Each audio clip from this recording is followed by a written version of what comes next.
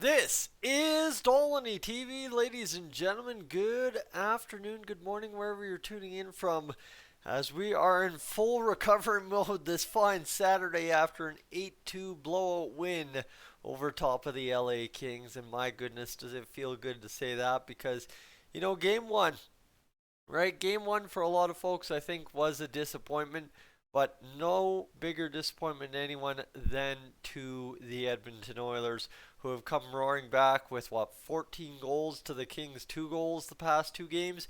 You're going to win a lot of hockey games that way, and that's a huge, huge get for the Oilers here early on in this series. Only through 3 games, now up 2-1, and of course, with all the goals in the series, really pounding the offense and looking good. So that's a huge thing. Of course, I want to start this by prefacing it is Yes Pugliarvi's birthday, and so hey, you know what? Wish we were playing today because I'm sure if we were playing today, kid would have a huge game. 24 years old and a bright future in an Oilers jersey ahead of him. That is for sure.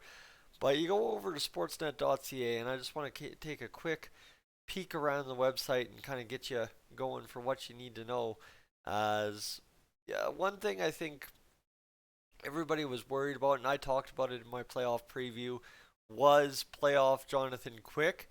And now all of a sudden you've got the Edmonton Oilers here scoring multi goal games against Jonathan Quick. 3 goals in game one, 6 goals in game two. Was it 5 goals in game three? Kind of got shaky there towards the middle part when the goals just kept going in for us. But now the big story of it is Evander Kane is leading the NHL playoffs in points, tied with Mitch Marner and Connor McDavid. What an incredible signing he's been. What an incredible addition he's been to the lineup. And what an incredible kind of performance he's putting up here after that hat trick last night. So that covers those big topics. Now, the big part here is go on down to what we're getting out of the goaltending here. And the goaltending has been just as huge as anything for us. A 2.02 goals against average for Mr. Mike Smith and a 946 save percentage. And Mike Smith, another solid performance like last night, would put him into a tie. Time being, however, with Tim Thomas for the best save percentage in the NHL playoff history. Wow, right? I mean, he's doing this at 40 years old, so there's a lot of storylines. Kind of see, I'm just giving you a storyline after storyline here of what to like about this Edmonton Oilers playoff run. Only 3 games in, and the best part is we haven't had to go to Mikko Koskinen yet, so that's a huge get for us as well. We haven't had to have the goaltending controversy yet, and realistically, that's huge because who wants to have to deal with that in the first round of the playoffs? And don't forget here, I did mention it in the post game last night. Evan Bouchard has 5 points so far through 3 games for the Edmonton Oilers. 5 points. You know what? That's pretty crazy when you have a right hand shot defenseman that's in more or less his rookie season putting up 5 points in 3 games in the NHL playoffs. That's the kind of stuff that a guy like Cale Makar does. That's the kind of stuff, right? Those kind of guys do.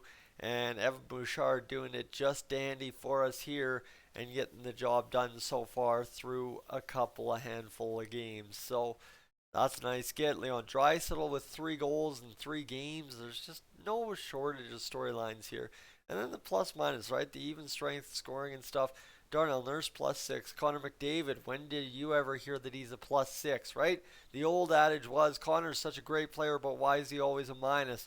Well, now currently solidly a +6 in these NHL playoffs through 3 games. Cody Ceci, the guy that was just supposed to be a dud signing, comes in, has a great year, and then all of a sudden in these playoffs comes roaring in game 3 with 3 assists and puts up some points for us as well. So again, I guess what I'm getting at with talking about Bouchard and Ceci is simply put, if you followed the channel long enough to know exactly kind of the story that I've gone on with about the Oilers over the past 4 years, is one thing early on that I hit multiple times because it was a topic I loved to hate the Oilers on was simply defensive scoring felt like it was always lacking.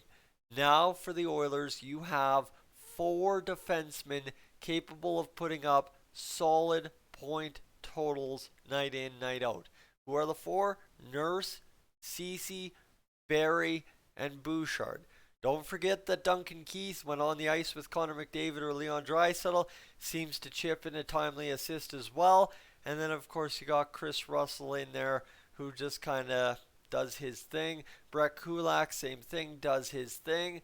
And Kulak's a guy that could easily have a 3-assist game next game because of some of the passes he makes and his ability to shoot the puck a little bit, as saw by that goal late in the season. But it's one of those things where right now, finally, the Oilers have a mix of defensemen that can pile up. Ooh, ooh, ooh, bubble in the throat. Pile up the points here early and often throughout the playoffs. And trust me, we worry so much about depth scoring in the playoffs, right? Oh, you need to be a deep team. You need to get scoring from everywhere.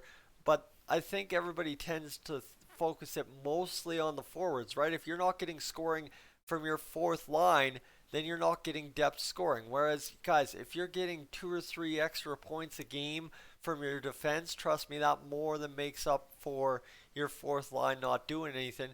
And when your fourth line is going out there as McLeod, Kazian, and Fogle have been doing all series, and really, I guess what the word was used by, I believe, Rob Brown on the 6:30 Ched pregame last night, is making the opposition think twice about playing the puck, making that moment of hesitation in their game.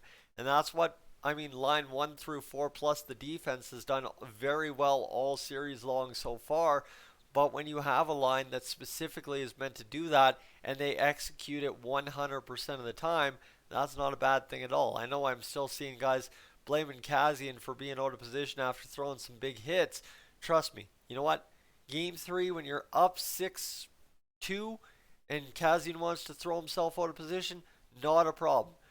Tight game, maybe a little bit different, but the big kind of series arching question there is how much does those hits that Kazian throws up 6-2, still punishing the opposition for trying to play the puck, play into game 4, 5, 6, and 7 if necessary kind of deal. How long can the opposition go being worn down in games that are more or less gone for them, still with Kazian throwing hits, right? Right, that's where it really comes together. Is that fourth line is not a short-term gain line. That is a 7-game series kind of line right now for the Oilers. And don't forget, right, Ryan McLeod, a guy that is solidly capable of chipping in offense for the Edmonton Oilers. So that's another nice thing as well. That fourth line is fully capable, fully able to do their job, and they are still contributing every which way.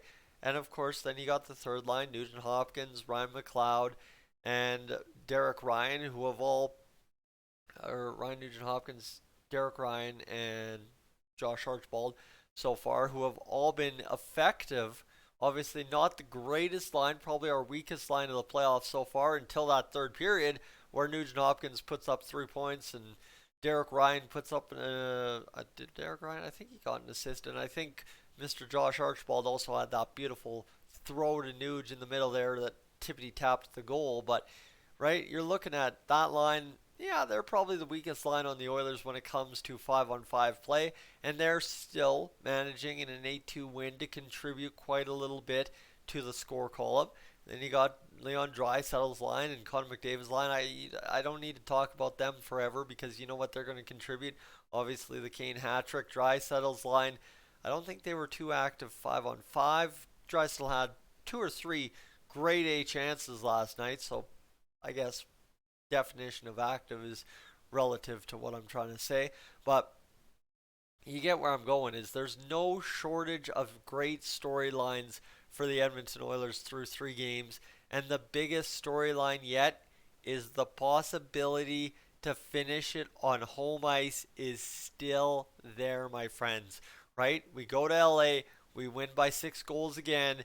All we have to do is do it again on Sunday night, and then we come home Tuesday And you imagine the buzz in the city of Edmonton around midnight on Tuesday night if we can get the job done by then.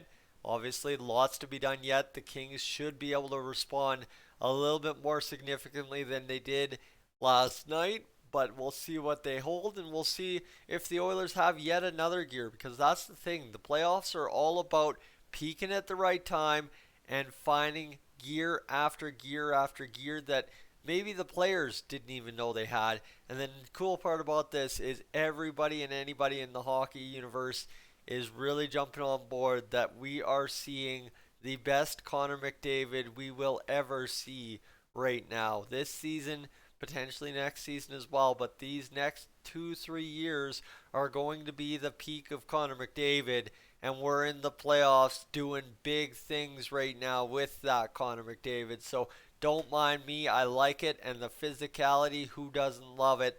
Ladies and gentlemen, I'm Tyson. This is Dolynny TV. I am up on out of here.